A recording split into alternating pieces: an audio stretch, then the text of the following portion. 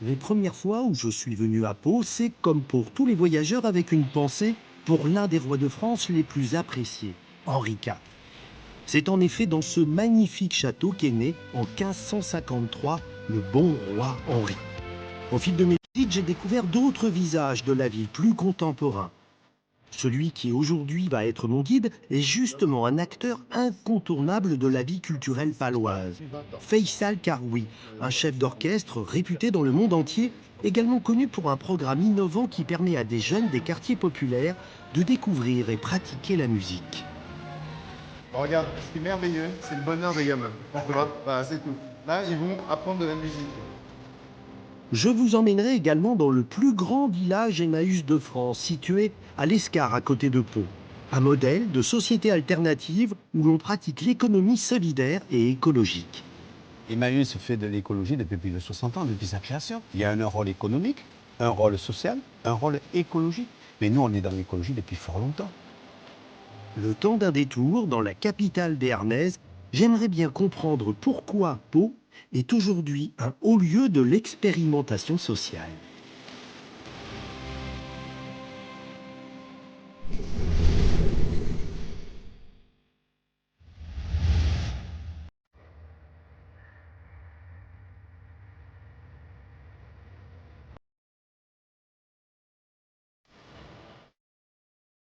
Pour tous les voyageurs qui arrivent en train à Pau, c'est une étape incontournable.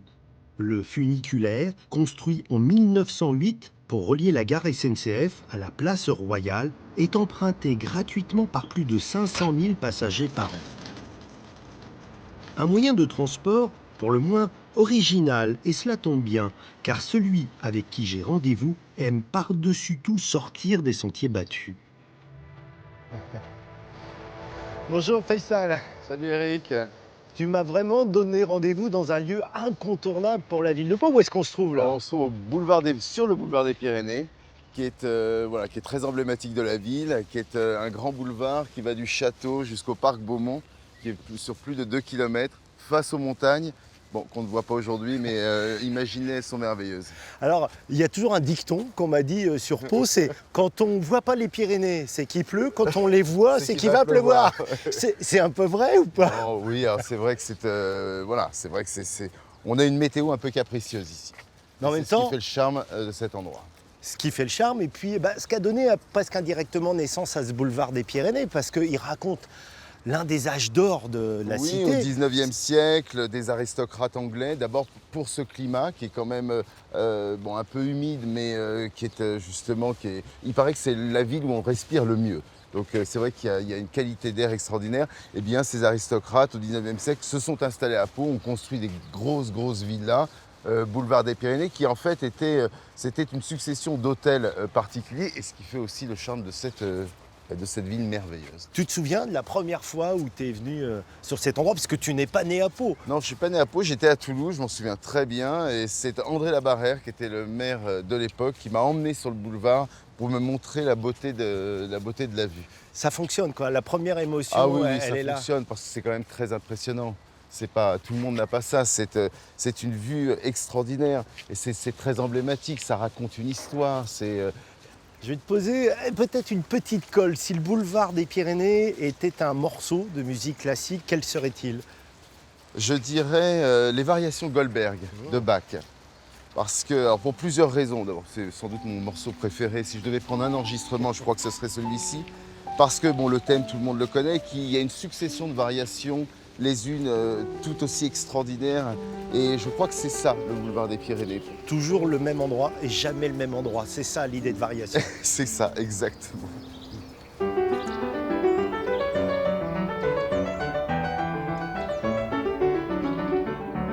Faisal Karoui, ou le parcours d'un homme pour qui la musique est au cœur de tout. Après des études, très jeune, de piano, Faisal obtient à 26 ans le premier prix de direction d'orchestre au Conservatoire national de musique et de danse de Paris. En 2002, la rencontre avec le maire de Pau, André Labarrère, change sa vie. Il crée de toutes pièces l'Orchestre de Pau, pays de Béarn, tout en continuant une carrière internationale qui l'emmène du New York City Ballet à l'Orchestre Lamoureux. Tu m'emmènes dans un très beau monument. Où est-ce qu'on se trouve? Nous nous trouvons au Palais Beaumont, qui se trouve sur le boulevard des Pyrénées. Il est un peu antérieur au boulevard des Pyrénées. C'est un bâtiment qui a été construit en 1899, qui était un lieu de villégiature, de rencontres, de jeux. Il y avait un casino. Cette grande salle, qui est la salle Henri Faisan, il y a une verrière absolument magnifique avec une structure Eiffel. Et cette grande salle était la salle de bal. Et donc, c'est notre résidence. C'est ici que tu travailles? C'est ici que je travaille depuis 20 ans. Waouh. Donc voilà, on est, je veux dire, un peu à la maison, mais c'est pour ça que je t'emmène ici, parce que nous allons répéter. Donc si tu veux, je t'emmène en répétition. Avec plaisir. Un privilège, alors ça, non, je mais sais. c'est... voilà, donc on répète le dernier programme de la saison, West Side Story de Bernstein. Je te propose de découvrir ça. On y va. Voilà, bah écoute... Et c'est impressionnant quand même de découvrir un orchestre. Combien de musiciens au Là, il y a total? 80 musiciens. Là. C'est ton instrument, ça, alors? C'est mon instrument. C'est avec ça que je m'exprime. Bon, c'est eux qui jouent quand même, hein, mais voilà.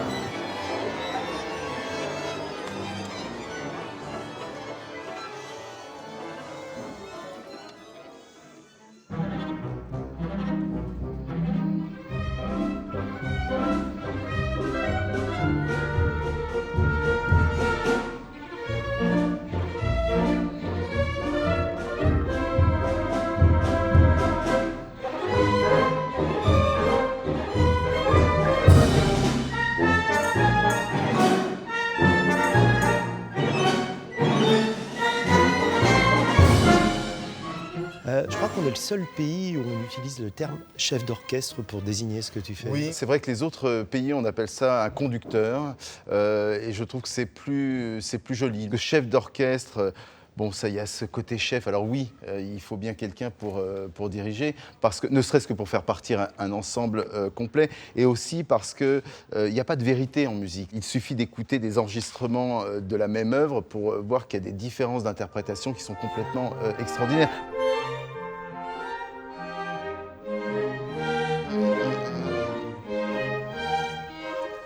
Oubliez ce sol. Dorita, dorita, darimpa, wada. Visez le temps suivant. Okay. Mon travail aussi, c'est de se dire, attention, là, mesdames, messieurs, à tel moment, il y a telle chose qui se passe, est-ce qu'on peut écouter? Parce que les musiciens, eux, n'ont que leur partie sur le pupitre. Moi, j'ai le conducteur où j'ai l'ensemble des partitions.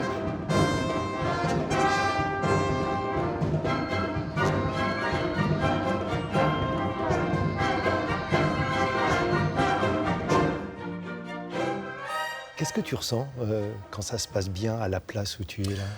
Oh ben c'est une place qui est magnifique parce qu'on est entre l'orchestre et le public. Alors, on est un passeur. Moi, je passe simplement la musique au public. Et ça, c'est une sensation qui est assez indescriptible. Il faut l'essayer pour le comprendre.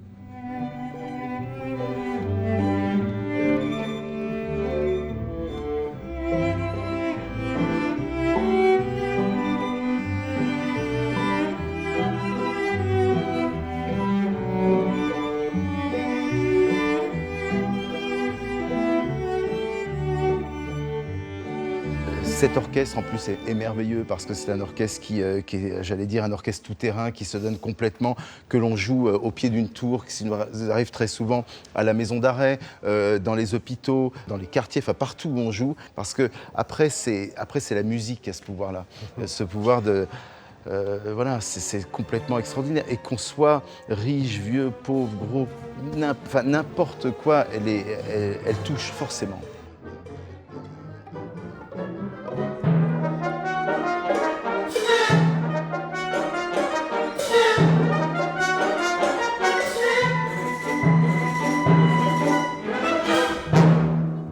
Merci beaucoup.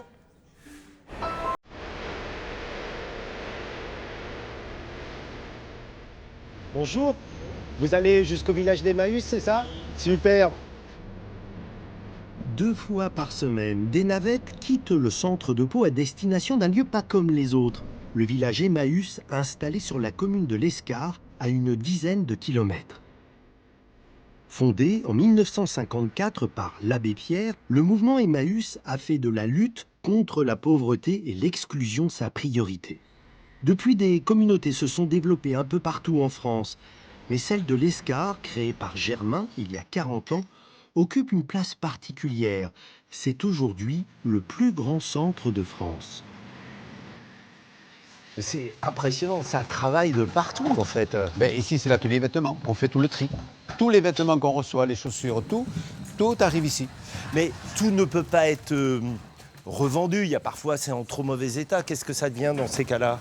Ah ben à partir du moment, si tu veux, on a deux possibilités. Tous les vêtements qui ne retrouvent pas une seconde vie au bric-à-brac, on les retrie et on les envoie à Wateco, qui redéfibre ces vêtements. Et ils en font de l'isolant, ils en font du fil. Avec le fil, ils font des vêtements. Ce qui intéresse, c'est des grandes marques de couture. D'accord. Donc voilà, c'est recyclé. Et ce qui est intéressant, c'est que c'est fait dans le cadre de l'économie circulaire, à même pas 100 km d'ici. Ce qui était à l'origine un acte économique, c'était récupérer de l'argent pour faire vivre le village, on peut dire qu'aujourd'hui c'est un acte militant, mais pour la planète, écologique. Et bien sûr. Mais Emmaüs fait de l'écologie depuis plus de 60 ans, depuis sa création. Il y a un rôle économique, un rôle social, un rôle écologique. Mais nous, on est dans l'écologie depuis fort longtemps.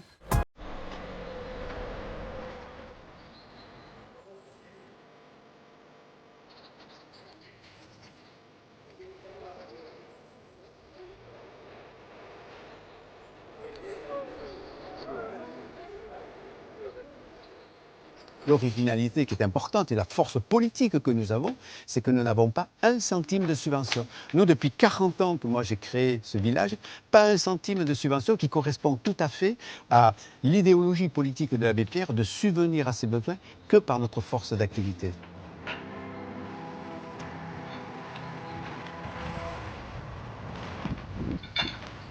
Ça ressemble à un inventaire à l'après-vert.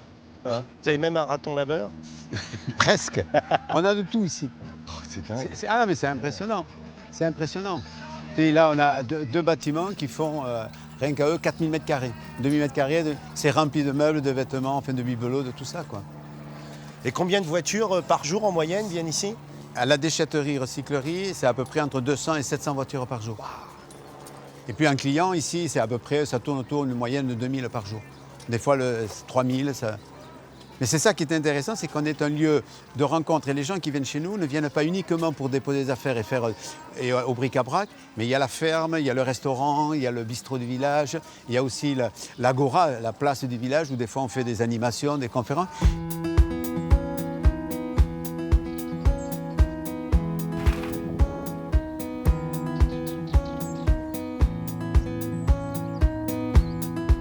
Au fil des ans, le village s'est considérablement développé. Dernière innovation, la création, autour des 70 maisons destinées à accueillir les compagnons, d'une immense ferme. Didier est en charge du poulailler. En échange de ce travail, il est comme ses camarades hébergé et nourri gratuitement et touche même un petit pécule de 500 € par mois. Qu'est-ce que tu as trouvé en fait ici, Didier, que tu n'avais pas ailleurs, à l'extérieur? On fait plein de choses ici. C'est différent. On ne fait pas juste que on fait des habitations, on fait plein de trucs. C'est énorme.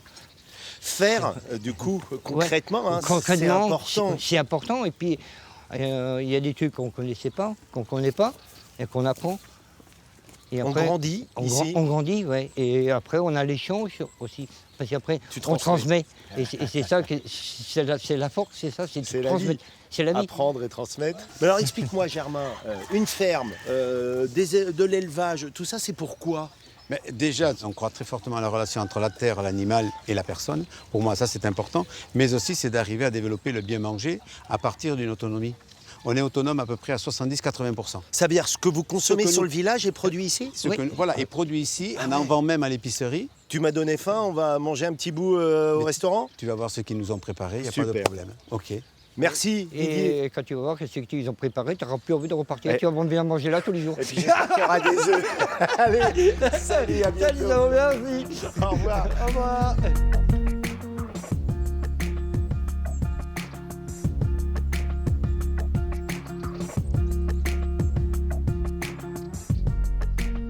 Le fait que ce restaurant existe, ou donc qu'on vient manger voilà, d'un peu partout, ça démontre bien quand même que dans ta pensée, cette communauté, elle n'est pas fermée sur elle-même.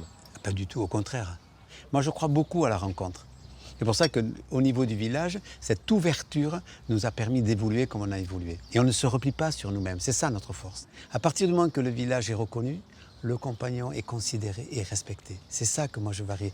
Et je redis, on n'est pas marginalisé, on n'est pas des exclus. On a notre originalité, mais cette originalité, elle s'inscrit totalement dans l'économie de la région. C'est vraiment un exemple d'utopie en marche quand même, ce village. Mais je pense que je peux le dire parce que quand je vois, il y a 40 ans, quand j'ai démarré et créé cette communauté, mon objectif c'était de faire une communauté classique. Et d'arriver à ce qu'on est arrivé à faire et être ce qu'on est aujourd'hui, avec des milliers de gens qui sont passés, des gens plus ou moins chaotiques, des gens très différents, peu importe d'où ils arrivaient, mais à faire ce qu'on a fait, c'est plus que de l'utopie, c'est de la réalité. Et c'est ça que je trouvais extraordinaire.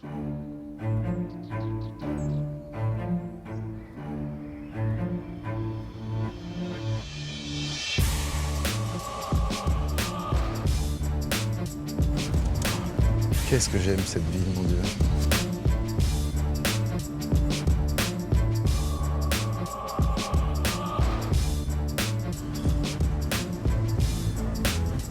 Écoute, là je t'emmène peut-être dans un de mes endroits préférés. Alors c'est pas l'endroit le plus touristique de Pau, hein, c'est ce qu'on appelle le quartier Saragosse. Il a un nom un peu, on appelle ça les QPV, c'est affreux comme terme, quartier prioritaire de la ville. Non, c'est un endroit merveilleux, c'est presque un village dans un village. C'est près de 20% de la population qui habite. Alors voilà, on va partir du boulevard des Pyrénées pour aller dans ce quartier qui est en pleine transformation avec une grosse politique de renouvellement urbain absolument magnifique. Et c'est très arboré et voilà. Et c'est là que nous avons créé le projet El Camino. C'est là que tout est né eh bien, il y a 7 ans. Voilà. Écoute, on arrive à Camino. Je vais te présenter Frédéric Morando, qui est le directeur général de l'établissement, mon plus vieil ami, mon meilleur ami, et qui est évidemment très impliqué dans le projet El Camino, bien sûr. Justement, explique-moi concrètement, c'est quoi El Camino? El Camino, c'est très simple, c'est une école de musique. Il y a 250 enfants. Il y a des particularités parce que, par exemple, on s'est dit que l'enjeu de la mobilité était très important. Du coup, on va chercher tous les enfants, les 250, dans les écoles. Il y a 16 écoles partenaires. On va les chercher 4 lignes de bus pour qu'ils arrivent ici. C'est pas aux parents de les emmener. On leur fournit à chacun un instrument gratuitement. L'ensemble du dispositif est gratuit. Ce projet a permis, depuis 6 ans, à de très nombreux enfants d'être heureux d'apprendre à jouer de la musique. Eh ben, j'ai envie de voir leur joie parce que je crois qu'ils arrivent bientôt, Ouais, c'est ça? Exactement. Allez, on va les attendre à l'intérieur.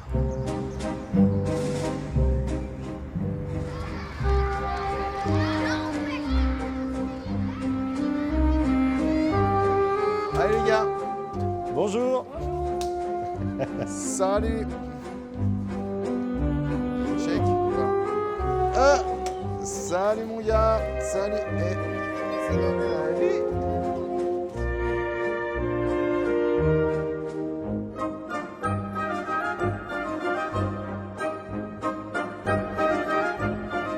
Qu'on ne s'y trompe pas, l'ambiance est bon enfant, mais la pédagogie est intensive. Les enfants viennent 3 fois par semaine pour pratiquer leur instrument, avec parfois, en récompense, le frisson du grand concert. En 2018, l'orchestre d'El Camino s'est même produit dans une salle prestigieuse, la Philharmonie de Paris. Un moment que Scylla n'est pas prête d'oublier. Dès qu'on est rentré, on était là. On avait des grands yeux ouverts et tout, c'était impressionnant et ça a été incroyable de jouer dans cette salle. Oui, parce qu'il y a quand même du public qui est venu vous écouter donc, et qui vous applaudissent après. C'est ça. Ça doit quand même donner des émotions particulières. Ah, moi, j'étais stressée au début, mais après, c'était excitant à la fois. Enfin, on était tous ensemble et tout, on se regardait, on souriait, on était tous des petits, on voyait plein de gens autour de nous, à gauche, à droite. Ils n'ont pas l'habitude de voir ça, en fait, les spectateurs. T'avais de la fierté? Ah oui, mes parents surtout. Tout le monde dans la famille, ils avaient regardé le concert, ils étaient très contents de nous et voilà. Scylla vient de dire quelque chose de tellement beau lorsqu'elle dit les gens n'ont pas l'habitude de ça. Il faut quand même mesurer ce qu'il y a derrière ces mots-là. C'est-à-dire, ils n'ont pas l'habitude de quoi? D'enfants heureux de faire de la musique, d'enfants de toutes les couleurs réunis dans un orchestre et heureux de jouer, d'enfants qui ont un protocole pour rentrer absolument nickel, avec une tenue très belle, avec une concentration, des enfants qui ont totalement compris la raison pour laquelle ils étaient sur scène.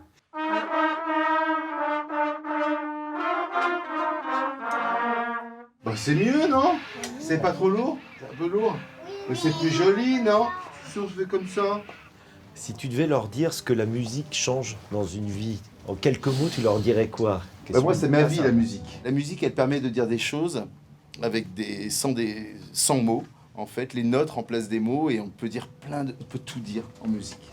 Quand je suis triste, j'ai envie d'écouter de la musique. Quand je suis heureux, j'ai envie d'écouter de la musique. À tous les moments de ma vie, j'ai envie d'écouter de la musique. Alors quand j'en fais, c'est encore plus merveilleux, quoi. C'est quand même que c'est une jeunesse qui peut-être n'aurait jamais pu pratiquer la musique sans El Camino. Ben oui, forcément. Et puis, mais ça, bien évidemment, et c'est bien l'objectif d'El Camino, c'est d'ouvrir des possibles, c'est de pouvoir permettre à des jeunes qui n'en auraient peut-être même pas eu l'idée de faire une pratique musicale, entourés par des professionnels comme Gérard ici à la trompette, dans des locaux magnifiques, avec de magnifiques instruments. Et donc, du coup, il y a ce lien avec l'orchestre de Pau, les professionnels, et donc ils viennent aux répétitions, ils assistent, et c'est une grande famille, en fait. Enzo, ça fait combien de temps, toi, que tu viens ici à El Camino? Eh ben, ça va faire bientôt 8 ans en octobre. Ça fait partie des anciens, quoi. Ah ouais, Mais tu continues. Bah, évidemment. Quand El Camino est rentré dans ma vie, au début, les premières années, c'était vraiment un loisir. J'aimais bien aller à El Camino, mais c'était surtout un loisir pendant je dirais, les 3 premières années.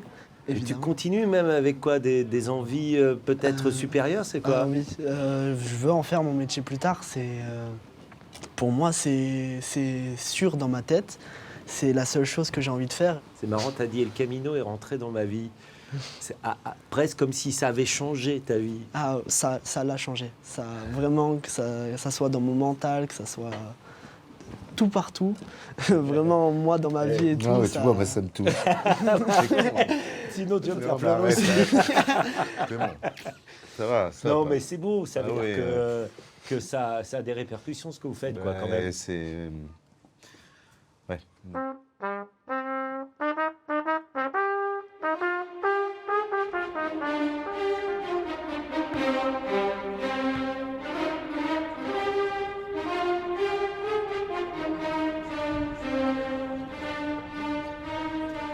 Bien évidemment, dans ces quartiers ou dans d'autres, la première des difficultés, elle est souvent financière, mais quelle place la culture peut prendre justement dans ces enjeux?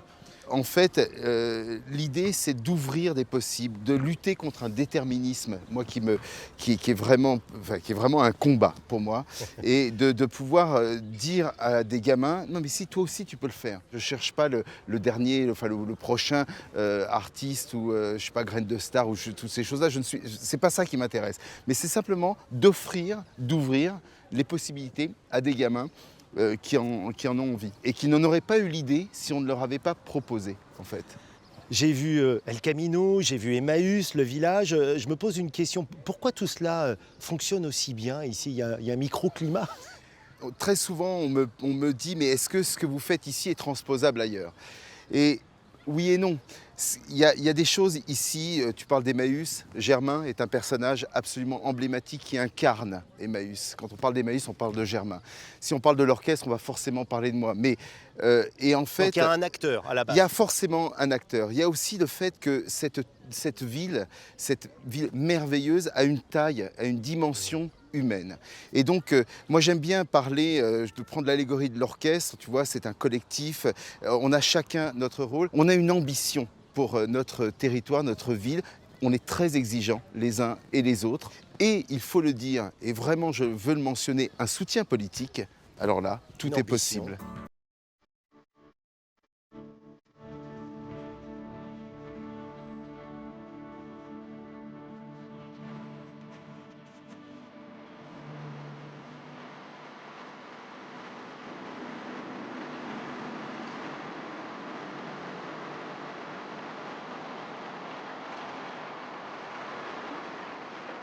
Pour terminer cette balade à Pau, j'ai choisi un coup de cœur rafraîchissant, le Stade de Vive, parc aquasport, conçu par les frères Estanguet. Un lieu quasi unique en France, aussi bien dédié aux sportifs de haut niveau. L'équipe de France de slalom s'entraîne ici qu'au grand public dans une configuration plus ludique.